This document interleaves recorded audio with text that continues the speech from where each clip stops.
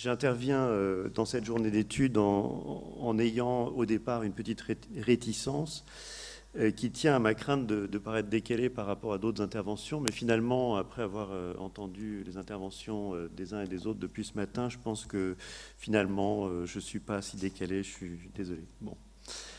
J'ai bien compris qu'il s'agissait de la recréation des œuvres à partir des archives, éventuellement des modalités de réexécution. Il veut pas le faire, non? C'est bon. La relation aux œuvres antérieures, la manière dont les œuvres ont été documentées, archivées, comment cet archivage peut jouer un rôle dans la création de nouvelles œuvres. Bon. Personnellement, je ne travaille pas sur la question des archives, pas du tout, ou de l'archivage, ni même spécifiquement sur les œuvres performatives, mais plutôt sur la question de l'exposition, ce qu'a rappelé Paul-Louis tout à l'heure. Je m'intéresse à la performance, mais plutôt l'exposition de la performance que la performance en tant que telle. Néanmoins, la question de l'exposition a des traits communs avec la question de la performance, ne serait-ce que parce que la performance est un événement limité dans le temps et dans l'espace, dont la réitération suppose un certain nombre de choix, amenant à des effets de transposition et de traduction. Et c'est également le cas quand on a la production d'archives ou la reproduction d'archives. Il y a vraiment un... Allez-y.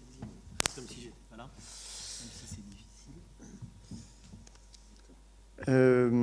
Donc je vais parler de la question de la performance, en tout cas de l'exposition comme performance, et de la réitération d'une exposition comme processus de transposition ou de traduction, en m'appuyant sur un exemple qui est celui de An Immaterial Retrospective of the Venice Biennale d'Alexandra Piricci et Manuel Pelmouche, une série de performances qui a eu pour but de faire revivre l'histoire de la Biennale de Venise et qui a été présentée en 2013 au pavillon roumain à la Biennale de Venise. Ah, très bien. Super. Donc, je ne vais pas m'interroger tout de suite sur la manière dont Piricci et Pelmouche ont eu accès aux archives de la Biennale. C'est évidemment un sujet important et vous verrez, ça va venir quand ça devra venir. La seule chose que je pourrais dire, c'est que l'observation des performances incite à penser que leur recherche à l'intérieur des archives a dû rester très superficielle. Je crois même qu'ils se sont bien souvent contentés de s'inspirer de photos de performances plutôt que des performances. Ce qui renvoie à la distinction qu'avait posée le théoricien de la performance Philipp Auslander entre réactiver une performance et réactiver une documentation de performance. Je reviendrai plus tard sur ce point. Le communiqué de presse du pavillon roumain de la Biennale de Venise confirme d'ailleurs cette intuition, je le cite, « An Immaterial Retrospective of the Venice Biennale prend l'ensemble de l'histoire de la Biennale de Venise et la reflète dans un pavillon national comme dans un fragment de miroir. En transformant le monumental en immatériel et l'objet en action, en activant l'histoire, le projet transforme aussi cette histoire, il l'actualise. C'est à la fois une affirmation et un démontage, une tentative d'archiver qui est simultanément opposée au poids de l'archive, du stockage, des attributions et des clés de lecture qui les accompagnent. Le travail en appelle à la mémoire du public uniquement dans le but d'en révéler la nature construite et de questionner la manière dont les mémoires sont sélectionnées, qui nous rappelle quoi et par quels moyens. Avant d'aller plus loin et de commenter ce type de propos, qui, vous avez remarqué, fait écho à un certain nombre de propositions de cette journée d'études, je vais essayer de décrire l'ensemble du projet. Donc il s'agit au départ d'une invitation faite par la curatrice roumaine Raluca Voinea à deux artistes qui n'avaient jusque-là pas travaillé ensemble. Alexandra Piricci, qui est plutôt une artiste plasticienne, mais qui fait des performances, et Manuel Pelmouche, qui lui est un danseur. C'est une chose assez intéressante, c'est que les performeurs des arts plastiques et les danseurs du chant de la danse ne travaillent pas forcément ensemble.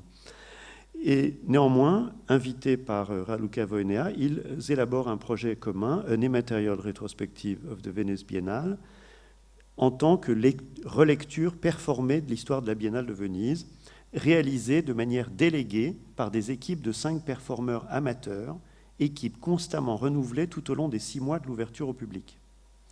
Le catalogue de l'exposition dresse une liste d'une centaine d'éléments susceptibles d'être joués ou rejoués au cours des 6 mois. Il s'agit, selon les cas, d'œuvres relevant des arts visuels, peinture, sculpture, photographie, film, etc., ou d'événements en tout genre, déclarations, installations, performances, voire expositions prises globalement. Le point qui m'a le plus intéressé dans ce projet tient au fait qu'il ne s'agit pas de reprendre des performances passées en leur redonnant une actualité, comme c'est le cas avec les reprises au théâtre ou en danse, ni de reconstituer des œuvres ou des expositions, comme c'est également le cas souvent ces dernières années. Il s'agissait ni de copier des œuvres, ni de s'en inspirer, il s'agissait plutôt d'opérer des transpositions délibérées. Des objets qui ne sont pas au départ des performances, qui sont des gestes, des slogans, des chants, des sculptures, des peintures, films ou expositions, et plein d'autres objets, étaient réinterprétés sous forme de performances, faisant en quelque sorte l'objet de traduction intersémiotique, pour utiliser l'expression du linguiste Roman Jakobson. Je fais ici une petite parenthèse qui va être utile par la suite pour remarquer que la série des reprises opérées par Piricci et Pelmus s'inscrit dans une tendance importante ces dernières années. Un des cas les plus connus et les plus médiatisés a eu lieu en 2005 au musée Guggenheim de New York, lorsque Marina Abramović avait présenté une exposition intitulée Seven Easy Pieces, où il s'agissait de reprendre 7 performances historiques de Bruce Nauman, Vito Acconci, Vadli Export, Gina Pan, Joseph Beuys et Marina Abramović. Il s'agissait à chaque fois de transformer des objets uniques, autographiques, en objets multiples, allographiques, ce qui supposait de la part de l'artiste d'entreprendre une codification sous forme de script, on revient encore à la question de la notation, donc de codifier ou de recodifier l'événement d'origine afin de le rendre réitérable, des événements uniques pour les rendre multiples. La transposition obtenue impliquait alors un changement de statut ontologique, l'événement unique et la réelle coprésence de l'artiste et des spectateurs étant remplacés par un simulacre théâtralisé. Bien entendu, tout ça ne va pas de soi et Marina Abramović a fait l'objet d'un certain nombre de critiques pour cette raison même. Il est vrai que la démarche de Marina Abramović, visant à constituer une histoire de la performance par la pratique, est ambivalente dans son ensemble. D'un côté, elle a plusieurs fois déclaré vouloir préserver l'authenticité des œuvres qu'elle reprend, notamment en rendant hommage à leurs créateurs originaux et en insistant même sur le versement de droits d'auteur. D'un autre côté, ces reprises impliquent des transformations radicales puisqu'elles tiennent assez peu compte de la documentation ou des restes matériels ou même du déroulement temporel des actions d'origine. En fait, comme l'a remarqué Nicolas Fourgeot dans un article paru dans Marge, je fais de la publicité gratuite, les performances de Marina Abramović consistent bien souvent en une simple création de tableaux vivants, enfin celle de cette série, bien sûr. Quoi qu'il en soit, il s'agit pour elle de participer à une écriture de l'histoire de la performance, une écriture faite d'expériences directes et non médiatisées, tout en espérant éviter les appropriations abusives qui seraient faites dans le futur. Sans trop insister sur ce point, je voudrais juste remarquer que le même genre de problème se retrouvait sous une autre forme dans le cas de la série An Immaterial Retrospective of the Venice Biennale, avec le changement de médium des productions artistiques, ou avec le fait que certains objets n'étaient pas à l'origine des œuvres et étaient de ce fait consacrés comme œuvres par le biais de leur enactment, activation, lors de la Biennale. Ceci étant dit, toutes les activations, tous les enactments n'étaient pas équivalents en raison sans doute de l'hétérogénéité statutaire des objets. Dans certains cas, ça posait moins de problèmes que dans d'autres. Donc je ne vais pas rentrer dans le détail des 106 enactments ou reenactments réalisés dans An Immaterial Retrospective of the Venice Biennale. Je me limiterai à quelques cas qui me semblent les plus caractéristiques, ce qui permettra de développer mon propos sur les enjeux de ce genre de projet. Donc, je l'ai dit, pendant 6 mois de la Biennale, des équipes de 5 performeurs amateurs se relayaient tous les jours afin de proposer certaines des 106 reprises figurant au catalogue. Chacune de ces reprises durait entre une trentaine de secondes et quelques minutes. Généralement, l'essentiel de l'action consistait à mettre en place progressivement une sorte de tableau vivant permettant aux 5 performeurs d'évoquer spatialement telle ou telle œuvre ou action passée. Une fois le tableau vivant réalisé, il restait en place quelques secondes avant de se défaire et de laisser la place à une autre activation. Alors je suis désolé, je n'ai pas de film à vous montrer, mais ce n'est pas grave, vous verrez des photos, vous pourrez regarder sur YouTube. Donc le public était libre d'aller et venir, d'entrer ou de sortir de l'espace d'exposition, parfois de discuter même avec les performeurs. Il n'y avait pas de séparation bien claire entre la salle et la scène, ni entre les différentes reprises, si ce n'est que chaque performance était introduite par l'énonciation en anglais du titre de l'œuvre ou de l'événement d'origine par le biais de l'un des performeurs. Énonciation suivie parfois de quelques explications complémentaires permettant de restituer le contexte d'origine. C'est à mon sens plus qu'un détail, puisqu'il s'agissait en quelque sorte d'ajouter un élément de médiation, l'équivalent verbal d'un cartel de musée, qui puisse permettre à la fois de relier l'intervention à une proposition passée, mais aussi de la positionner explicitement dans le champ de l'ensemble des performances. Le même souci de médiation se retrouvait dans le catalogue, qui est un catalogue tout à fait traditionnel, où la plupart des œuvres listées sont présentées comme des enactments, des activations, promulgations, des objets de référence.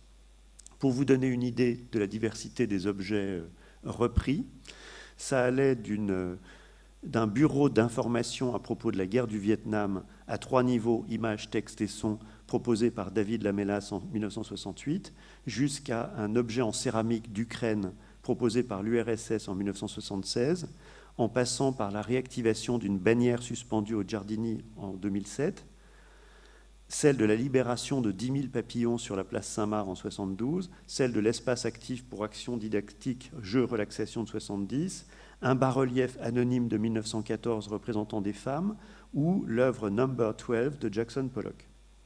Certains éléments étaient assez ambivalents, comme dans le cas de ce qui était présenté dans le catalogue comme l'enactment de Guernica, tel que cette œuvre avait été présentée en 1976 à l'exposition Ambiente Arte. L'ambivalence ici, c'est que, évidemment, Guernica n'a pas été présenté à l'exposition Ambiente Arte en 1976. Ce qui a été présenté, c'est une évocation sous forme de documentation photographique de la présentation de Guernica au pavillon espagnol de l'exposition internationale de Paris de 1937. Donc, néanmoins, c'était présenté comme l'évocation de Guernica, mais en même temps, de quel Guernica s'agissait-il? Ce n'était pas très net. Je vais commencer par montrer les reprises les plus faciles à comprendre, ou les plus évidentes, ou les plus littérales, on va dire, et où la question ne se pose même pas de la reprise, tellement c'est simple. Pour chaque œuvre que je vais vous montrer d'abord l'original, et après la reprise par Piricci et Pelmouche. Donc, This is So Contemporary de Tino Sehgal, une œuvre présentée, interdite de photographier. Donc, je l'ai photographiée, je suis désolé, hein, j'ai fait un crime absolu. J'ai documenté l'œuvre de Tino Sehgal. J'espère qu'il ne me fera pas un procès. Donc, This is So Contemporary, version Tino Sehgal dans le pavillon allemand en 2005, avec l'œuvre de Thomas Scheibitz, qui partageait le pavillon cette année-là avec lui, derrière, en arrière-plan. Et puis la reprise au pavillon roumain en 2013 par les performeurs engagés par Piricci et Pelmouche. Autre exemple de reprise de performance, une performance en 2011 au pavillon américain de Jennifer Alora et Guillermo Cazzalia. Et donc, tous les heures ou tous les 2 heures, un performeur venait sur ce tank inversé et faisait du jogging, enfin s'entraînait au jogging. Bon, voilà, vous voyez, la reprise fait penser effectivement à track and field. Alors, les intitulés que j'ai mis dans les images où vous avez les reprises, ce sont les intitulés qui figurent dans le catalogue. Voilà. Là, c'est l'intitulé de l'œuvre, et ça, c'est l'intitulé du catalogue. Parce que parfois, il y a des différences. Alors, un autre cas tout à fait simple de reprise, ce sont les peintures figuratives.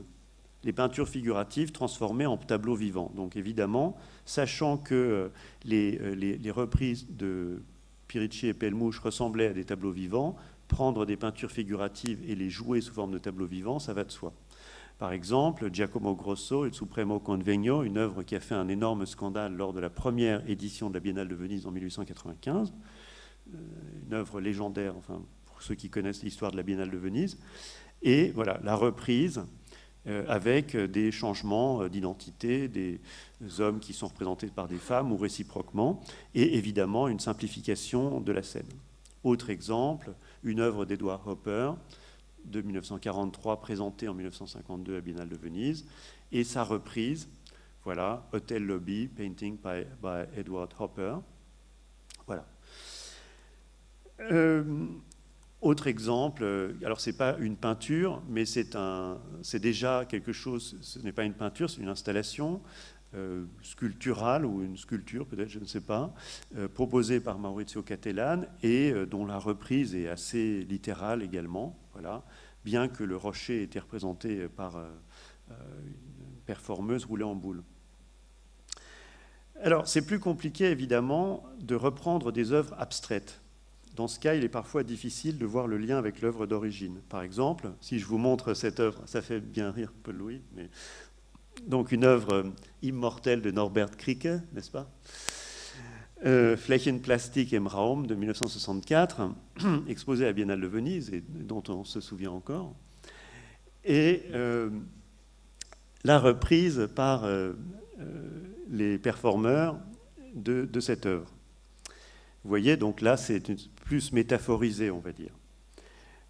Autre exemple, dispositif présenté par Ernesto Neto en 2001, et voilà, sa reprise également métaphorisée par les performeurs.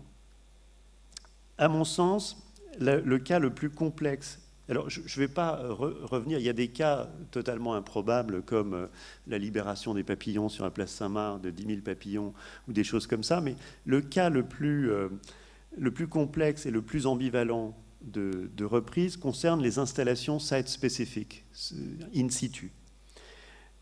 Par exemple, il y avait eu un reenactment de l'installation, l'intervention in situ de Daniel Buren en 1986 au pavillon français, refait avec les performeurs simulant des bandes, l'outil visuel de Daniel Buren, sauf qu'il faisait un peu plus que 8,7 cm de large, et se déplaçant comme ça sur les murs. Bon. Donc ça pose des problèmes intéressants en raison de l'hétérogénéité des contextes et des éléments présentés, lesquels avaient parfois été complétés d'éléments d'ordre textuel ou documentaire. Par exemple, vous avez la rétrospective consacrée à Amedeo Modigliani à Biennale de Venise de 1930, donc une exposition, ou plutôt on va dire le montage de l'exposition, parce qu'il y a toute une partie qui échappe, repris, c'est-à-dire que les postures des personnages de Modigliani sont imitées par les performeurs, sachant qu'il en manque, puisqu'il y avait plus de tableaux qu'il n'y avait que 5 performeurs à chaque fois. Donc ça, c'est dans le cas de la rétrospective Modigliani, on peut se demander éventuellement si les performeurs agissent comme des tableaux ou comme les personnages des tableaux. On supposera que ce qui est repris est davantage l'accrochage de l'exposition plutôt que l'exposition elle-même. Un cas où ça fonctionne mieux, une œuvre de Santiago Sierra qui avait bloqué l'entrée du pavillon espagnol en 2003, où pour entrer dans le pavillon espagnol, il fallait présenter une carte d'identité espagnole. Si on n'avait pas de carte d'identité espagnole, on était refoulé. Et donc, les performeurs roumains ont refait ça dans le pavillon roumain, mais cette fois-ci en demandant un passeport roumain et en interdisant l'entrée du pavillon aux personnes qui n'étaient pas roumaines. Donc là, on est dans un cas de transposition assez intéressante qui reprend, on va dire, l'œuvre de départ, l'intervention de départ, avec une sorte de déplacement, mais qui conserve l'esprit de la performance d'origine, enfin de l'intervention d'origine. Alors, avec cette œuvre, on arrive à un cas particulièrement intéressant pour la question de l'usage des archives. c'est la reprise d'une œuvre de Joseph Beuys, Straßenbahnhaltestelle, un projet réalisé pour le pavillon allemand qui tirait parti de différents éléments issus d'un épisode biographique de la vie de Beuys, comme souvent dans les œuvres de Beuys. Comme toujours dans les œuvres de Beuys, devrais-je dire. Lorsqu'il était enfant, Joseph Beuys prenait régulièrement le tramway à Clèves pour se rendre chez son oncle. À côté de l'arrêt de tram se trouvent les restes d'un canon du XVIIe siècle qui a été abandonné. Bien plus tard, l'artiste reprend le canon en question, auquel il associe 4 moulages de boîtes de munitions, un rail de chemin de fer et une tête qu'il colle à la bouche du canon. Pour la Biennale de Venise, il décide de disposer cet assemblage verticalement en perçant pour cela le sol du pavillon jusqu'à aboutir aux fondations et au sol de la lagune.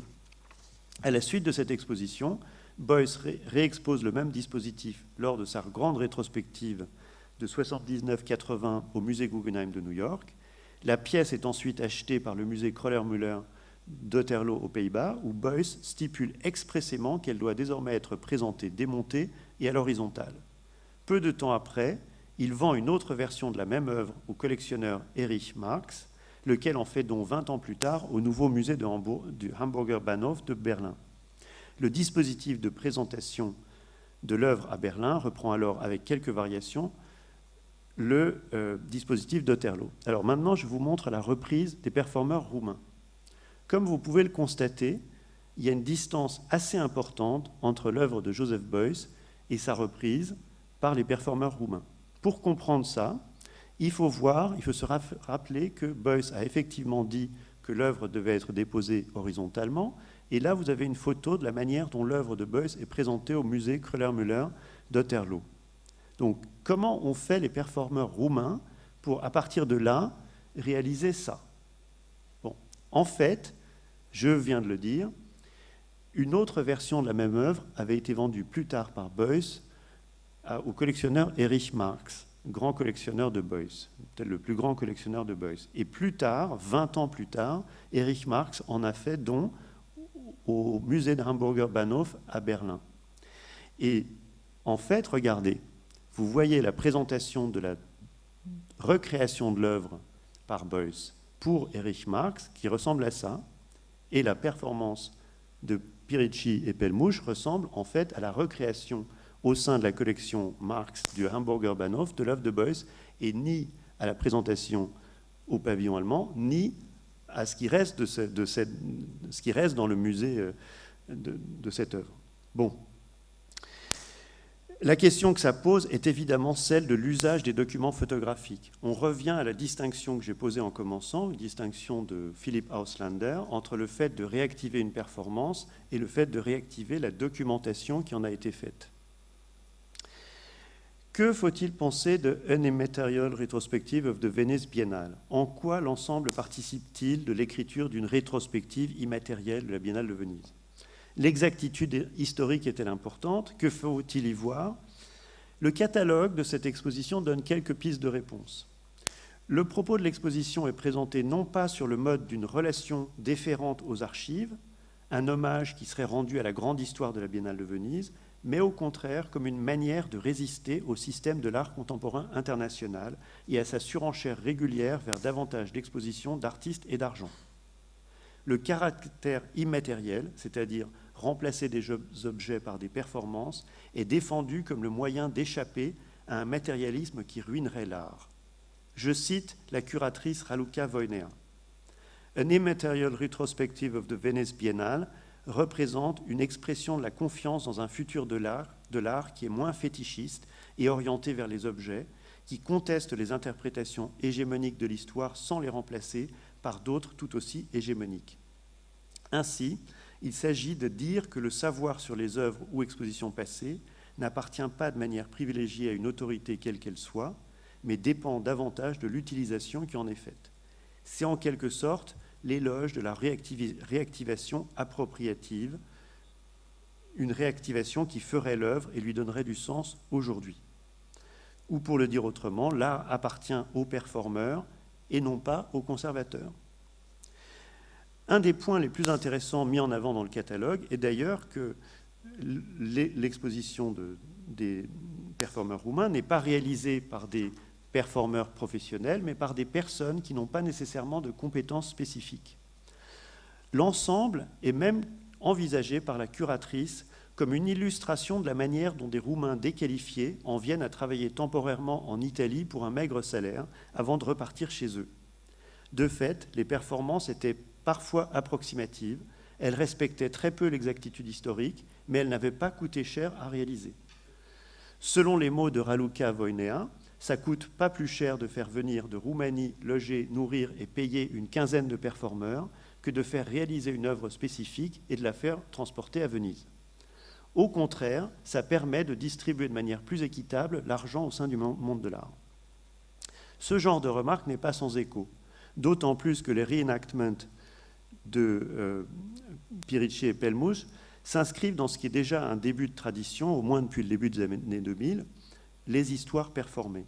J'ai évoqué les 7 Easy Pieces de Marina Abramovic, mais avant ça, il y avait eu une exposition rétrospective de ce genre, Kunstwerke de Berlin en 2001, A Little Bit of History Repeated, une autre en 2 parties à la Whitechapel Art Gallery de Londres en 2002-2003, A Short History of Performance, une autre à la Regvardi Gallery de l'Université de Sunderland en 2006, One More with Feeling, etc. Dans certains cas, des artistes contemporains reprenaient des performances historiques. Dans d'autres cas, des performeurs historiques reprenaient leurs performances à nouveau 20 ans, 30 ans plus tard.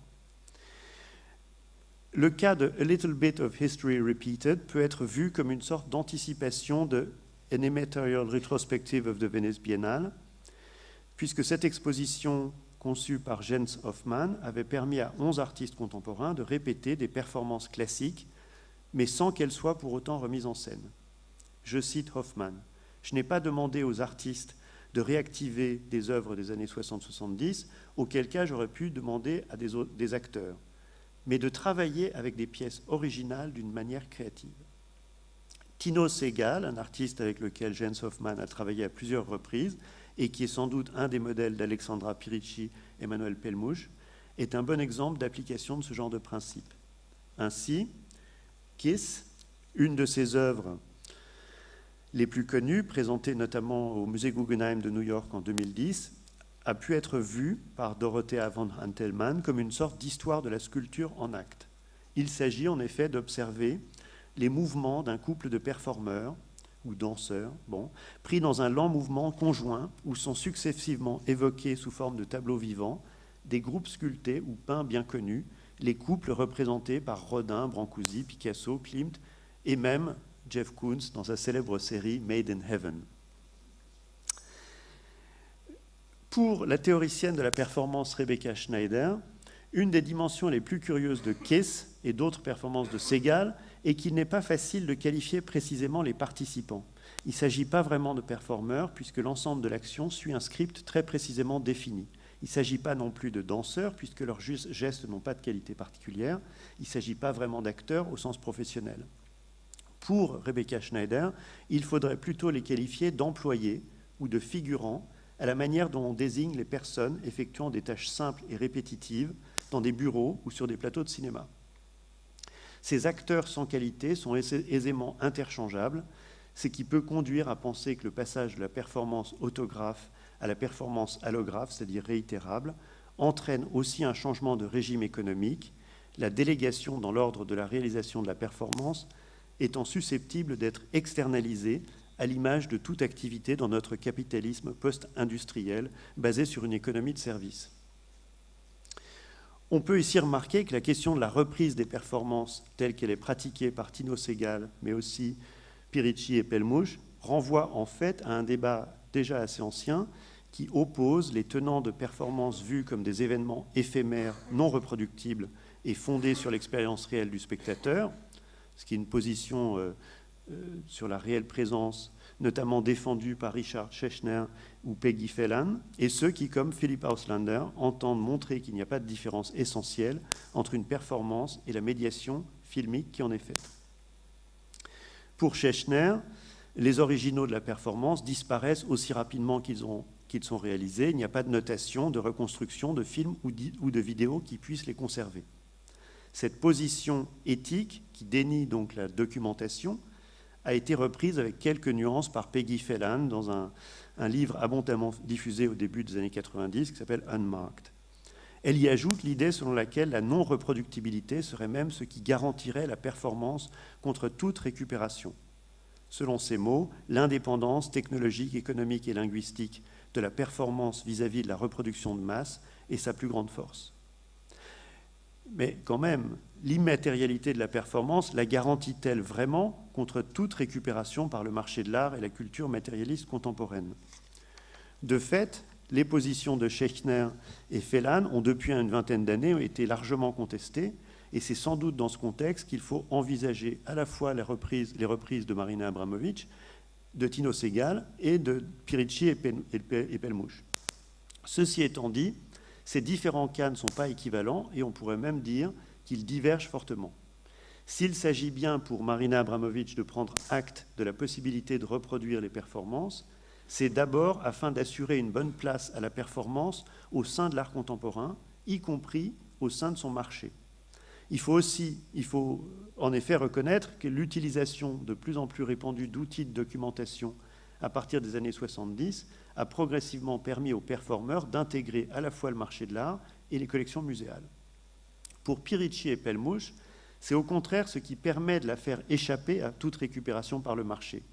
C'est aussi contre cette réification que s'élevait Peggy Phelan lorsqu'elle expliquait que la vie de la performance se situe uniquement au présent.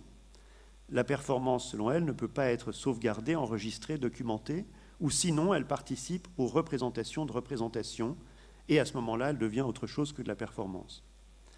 Bien entendu, l'évolution de la scène de l'art, le marché, l'histoire de l'art, tout ça, les musées ont quand même conduit à contredire le souhait de Phelan, et tout ça a plutôt démontré que le marché de l'art est capable d'évoluer afin de s'adapter aux productions les plus immatérielles, ce que montre amplement l'exemple de Tino Sehgal. En conclusion, juste 2 mots pour dire que An Immaterial Retrospective of the Venice Biennale permet de constater que la reconstitution d'une exposition ou d'une œuvre n'a pas les mêmes enjeux pour des artistes, pour des marchands ou pour des conservateurs de musées.